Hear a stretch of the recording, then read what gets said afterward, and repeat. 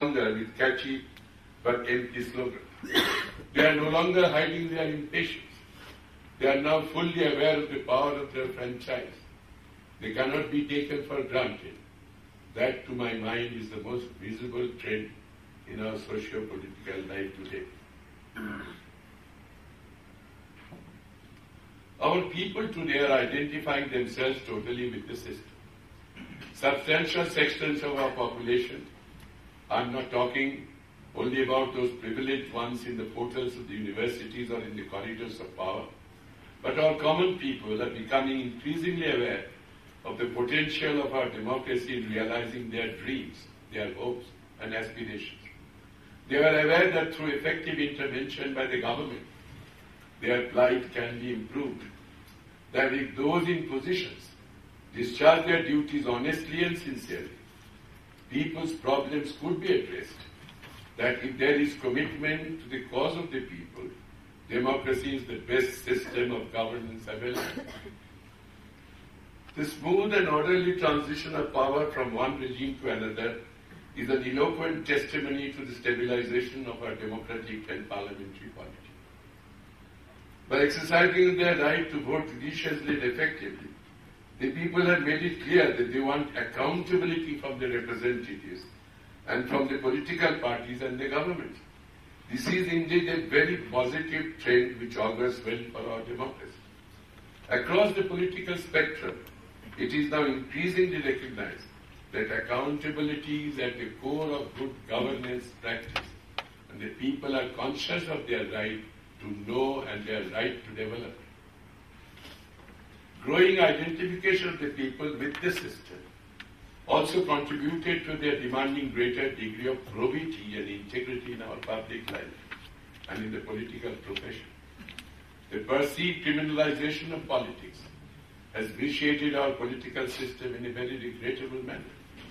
As such, the issue of probity in public life has assumed an added significance in our political system. While the malaise of corruption has always been a major issue in any polity, more so in a democratic polity like ours, what has brought the issue to the center stage is the influence of money and muscle power in our electoral process and the resultant aberrations of politics. This is indeed a very dangerous trend which needs to be checked on a priority basis. We need to cleanse our public life of corruption, but this calls for proactive action by all sections of our society. It augurs well to my mind that now there is a greater degree of public awareness about the danger corruption poses to our democratic system.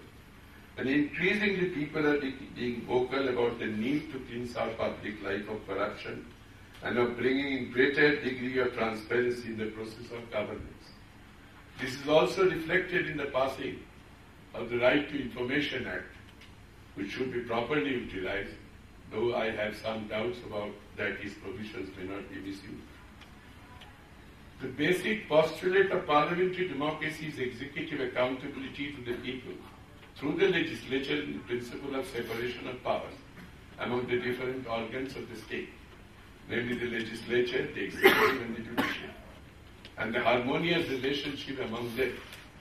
It is of utmost importance that any organ, to the detriment of others, does not transgress the constitutional mandate functionally or territorially. It is out of this conviction that, as the Speaker of Lok Sabha, I had to intervene in the Jharkhand episode, as it was felt that the well-recognized contours of legislative space were being sought to be intruded into by another organ. Allowing such intrusions would undermine the delicate constitutional balance to the detriment of the whole system. A growing recognition of this crucial concept is another trend which is visible in our democracy today. The image building is the collective responsibility of all stakeholders in our democracy. The political parties, the institutions of government, the opposition, the media and the people at large. I believe that the vigilant opposition is an asset in a parliamentary democracy.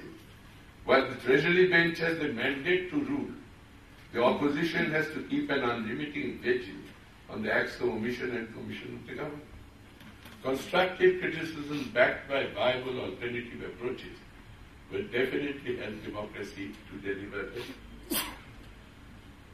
Democratic India today presents a contrasting picture of affluence and deprivation. On the one hand is the India of the rich, of those who have had the benefit of modern education and are intellectually and materially empowered.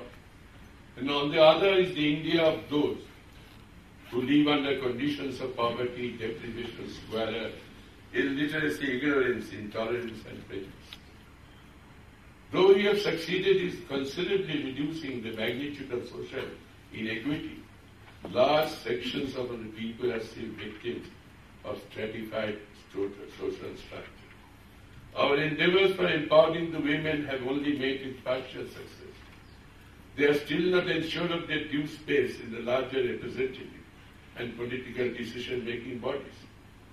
Issues like lopsided development, regional imbalances, with a sizable section of the people living below the poverty line, experiencing unemployment and underemployment, and with substantial sections of our people denied of the benefits of modern science and technology, without access to safe drinking water, dependable energy supply, and good health care, we have to concede that we have not been able to take the fullest advantage of democratic governance in the past 6 decades.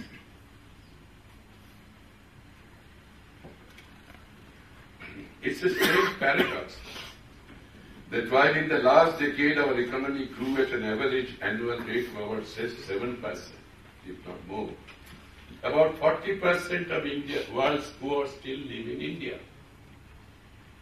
In spite of the completion of 10 5-year plans and implementation of numerous developmental schemes, nearly 1/3 of our population is living below the poverty line. More than 1/5 of our population still does not have any access to quality health care. With about 1/3 of our population being illiterate, we are home to the largest number of illiterates in the world.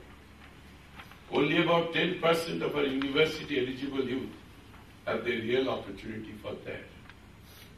A country with such an unequal distribution of opportunities and wealth can hardly promise long-term security and stability. According to Professor Amartya Sen, the biggest failure in India, I quote, the biggest failure in India is the social inequality. It takes its toll both directly in terms of quality of life and indirectly in terms of reducing the economic opportunities that the people have, unquote. The polity fractured on religious, caste, regional and linguistic basis is greatly weakening our democratic structure and stifling the country's progress, and it needs serious attention and sincere national effort to reverse the process. Several institutions associated with our democracy from which the common people have great expectations have also greatly failed in coming up to these expectations. And I may be pardoned, the bureaucracy as such and our extensive justice delivery system merits special mention in this.